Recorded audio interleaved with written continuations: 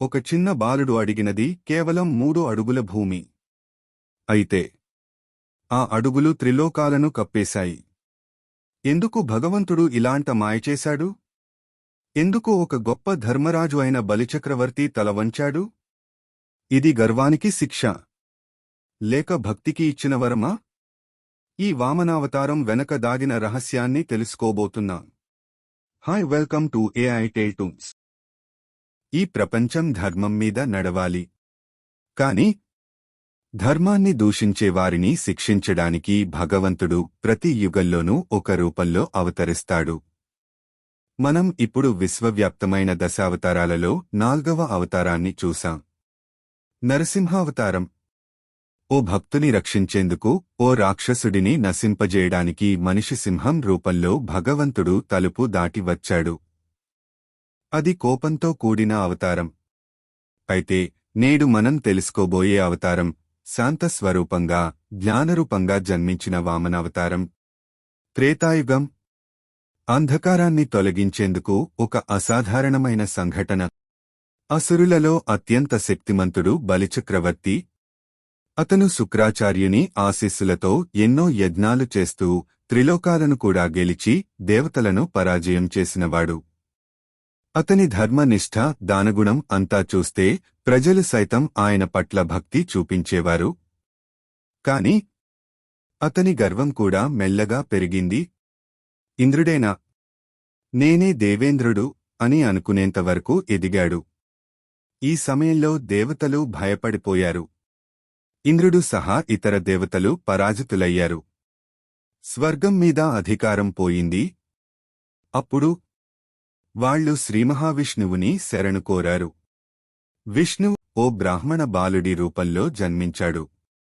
వామనుడు అనే పేరుతో 3 అడుగుల పొడవు, మెరిసే కనులు, కమలాల వంటి ముఖం, కానీ లోలోన ప్రపంచాన్ని కదిలించే శక్తి. ఆ బాలుడు నిదానంగా బయలుదేరాడు బలిచక్రవర్తి యజ్ఞ స్థలానికి. వామనుడు చేరగానే బలిచక్రవర్తి ఆశ్చర్యపోయాడు. ఈ బాలుడి తేజస్సే వేరేలా ఉంది. బాలుడా, ఏమి కావాలని అడుగు అని అనగానే వామనుడు ఎంతో వినయంగా అన్నాడు.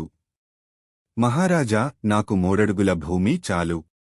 నా పాదాలతో కొలిచినంత భూమి ఇవ్వండి. రాజు నవ్వుతూ, ఇంత తక్కువ? నేనే స్వర్గాన్ని గెలిచినవాడిని.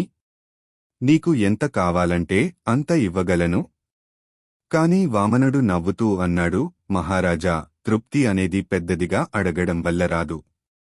నాకు సరిపోవడంతోనే సంతోషం. ఈ మాటలు గుండెలను తాకాయి. కాని గురువు శుక్రాచార్యుడు హెచ్చరించాడు. ఇతడు ఎవరనుకుంటున్నావ్? విష్ణువు స్వయంగా. 3 అడుగులు అడిగాడు కాని లోకాన్ని తీసేస్తాడు.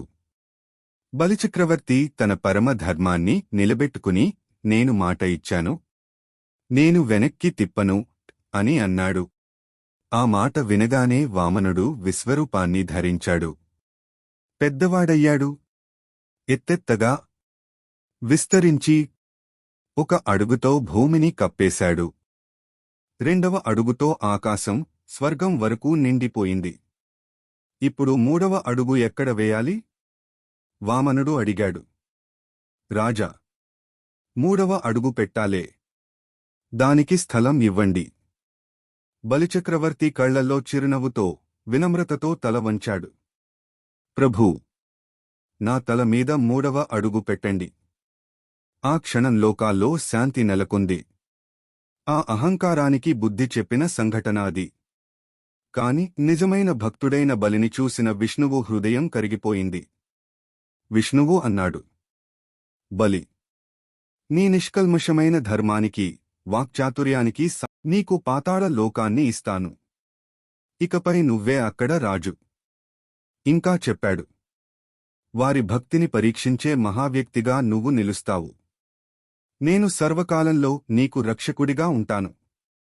ఈ రోజు కూడా ఒన్నామి పండుగ రోజున బలిచక్రవర్తి భూమికి వచ్చి తన ప్రజల్ని చూసి వెడతాడన్న నమ్మకం ఉంది. ఇలా ఒక చిన్న బాలుడి రూపంలో వచ్చిన భగవంతుడు ఒక గొప్ప రాజును పరీక్షించి అతని గర్వాన్ని తొలగించి నిజమైన భక్తునికి ఆశీర్వాదం ఇచ్చాడు. వామనావతారం మనకు చెప్తుంది, బలిమాట ఇచ్చినవాడు ఎవరైనా గొప్పవాడే, నిజమైన ధర్మం గర్వంతో కాదు, వినయంతో నడుస్తుందన్నది. ఇంతవరకు మనం 5 అవతారాల్ని చూశాం. ఇక తర్వాతి ఎపిసోడ్లో భగవంతుడు ఏ యోగిగా అవతరించాడు?